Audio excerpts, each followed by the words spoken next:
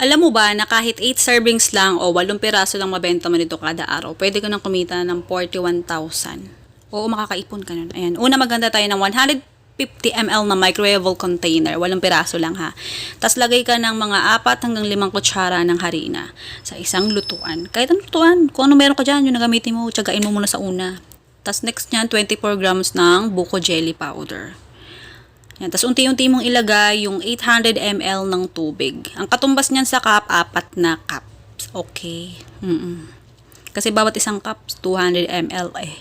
Tapos haluin mo lang yan hanggang sa bago kumulo. Yung tipong, ayan, usok na. Yung konti na lang kukulo na, ganun. Oo. Kung gusto mo naman paabutin na kumulo para sigurado kang luto na yung harina, pwede naman.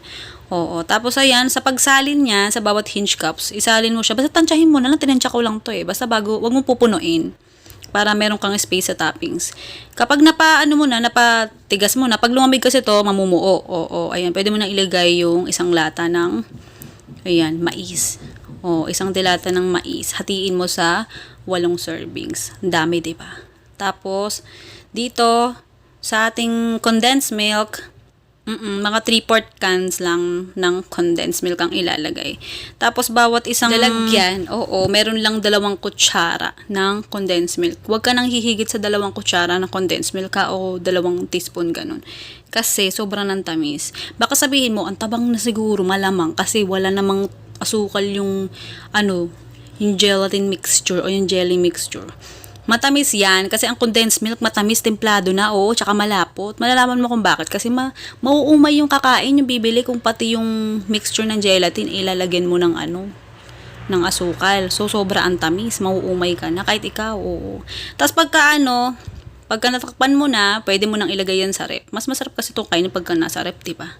Oo, ito yung magandang lalagyan talaga eh. Kasi kapag itong lalagyan ginamit mo, kahit i-deliver mo siya sa malayo, kahit maalog-alog, hindi siya matatapon. Sealed na sealed talaga siya. Tapos, pwede siyang salinan ng mainit. Pwede rin siyang paglutuan sa steamer.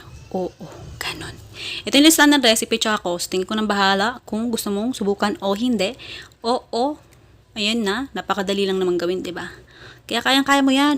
Pag gusto mong negosyo, push mo agad. Kung naghahanap ka ng paglilibangan at hindi mo na alam kung saan nalalagay ang pera mo, o baka nangutang ka pero di mo alam kung paano wawaldasin, ito na ang sagot kasi di ka mo magbayad. Ito na. Kasi dito, kapag nag-register ka, pwede kang magkaroon ng 6,000 agad-agad. Kaya ayan na. Panoorin mo Punta ka dyan sa search bar, i-copy and paste mo dyan yung link. Tapos click mo yung go. Tapos click mo yung download, internet. May makalagay dyan, open, click mo yon. May lalabas dyan ng package installer, click mo yan. Tapos dyan once lang, Tapos click mo yung install. Tapos click mo yung open. I-click mo yung registration. Next steps nyan, pili ka dyan. Ako pinili ko by phone. Tapos click mo yung login. Type mo dyan yung number mo ha. Ang ilalagay mo dyan, yung promo code ay FoodiePar. Huwag mo kakalimutan niya para magkaroon ka ng 6,000. Next dyan, piliin mo lang yung sport. Okay. Tapos click mo yung check sa baba, yung may green.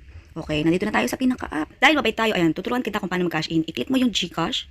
Tapos click mo yung confirm. Pagkatapos mo i-type kung magkano yung gusto mong i-cash in. Kita ka sa GCash. Tapos i-scan mo yung QR code na lalabas dyan sa screen. Tapos i-type mo yung number. Ayun yung pong number sa baba. Tapos i-type mo dyan yung your GCash number. Dyan mo ilagay yung number mo.